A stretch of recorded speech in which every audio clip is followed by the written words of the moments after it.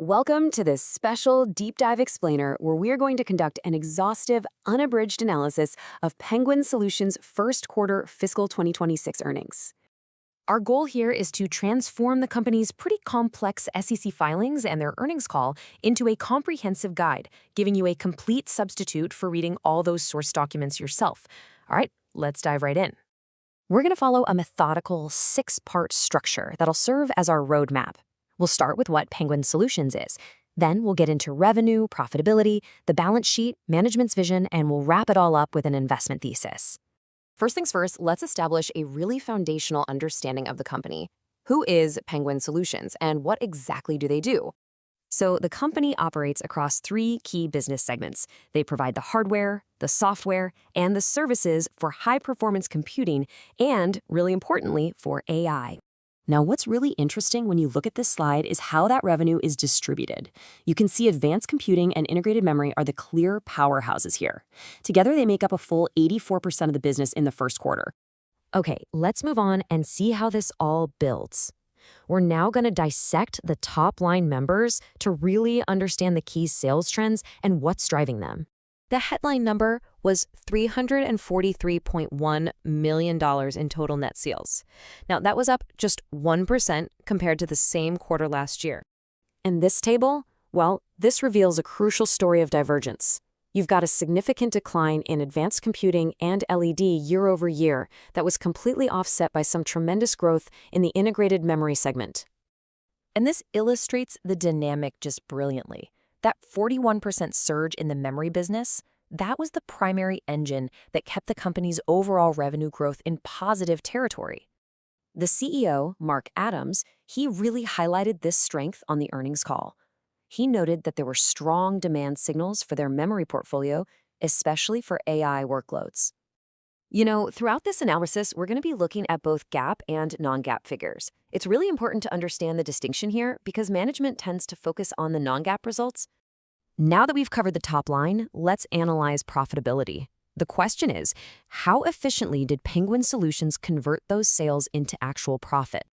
So to get to that non-GAAP gross profit number that management focuses on, we have to add back several non-cash or one-time expenses. And the big one is the amortization of intangibles from past acquisitions. This resulted in a non-GAAP gross margin of 30.0%, which was down just slightly from 30.8% in the same quarter last year. The CFO, Nate Olmstead, he directly addressed this margin compression. He attributed it to the strategic decision they made to wind down the higher margin Penguin Edge business line. Okay, moving further down the income statement, we see that non-GAAP operating income was about $42 million, and that was up 1% year over year. This was driven by some pretty disciplined operating expense management. So here's the crucial point. This difference in profitability, it flows all the way down to the bottom line. And it shows a really dramatic contrast between the GAAP earnings per share of just 4 cents and the non-GAAP EPS of 49 cents. All right, let's move over to the balance sheet and the cash flow statement to understand the company's financial health and its operational efficiency. The company generated a very healthy $31 million in cash from operations. That's a significant increase from $13.8 million in the prior year, and it was primarily driven by a large reduction in their inventory. A key metric for operational efficiency is something called the cash conversion cycle. So let's break down how Penguin calculated this. So the cycle is made up of 3 parts: how quickly they collect from their customers, that's DSO, how long their inventory sits around, which is DIO, and how quickly they pay their suppliers, or DPO. When you put it all together, the company's cash conversion cycle was 35 days for the quarter. And this brilliantly illustrates a major improvement. A decrease of 11 days from the prior year shows the company is becoming significantly more efficient at managing its working capital. The balance sheet remains pretty strong. They have a solid cash position that's nearly equal to their total debt, and they have substantial working capital to fund their operations. So now that we have a firm grasp of the company's performance, let's turn to the future by looking at management's guidance and the risks they've stated. The company reaffirmed its full-year non-GAAP EPS guidance of $2.00, but they did slightly adjust their gross margin outlook down to 29%, and that reflects a higher mix of memory sales. This guidance is framed by several major strategic shifts, including a corporate redomiciliation, the divestiture of a non-core asset, and the streamlining of its business lines. And as with any company, management identified several forward-looking risks, with supply chain constraints and customer concentration being some of the key operational concerns. During the Q&A, the CFO really emphasized that securing memory wafer supply is a critical variable for hitting their future growth targets. The CEO also noted a challenge that, it comes with success.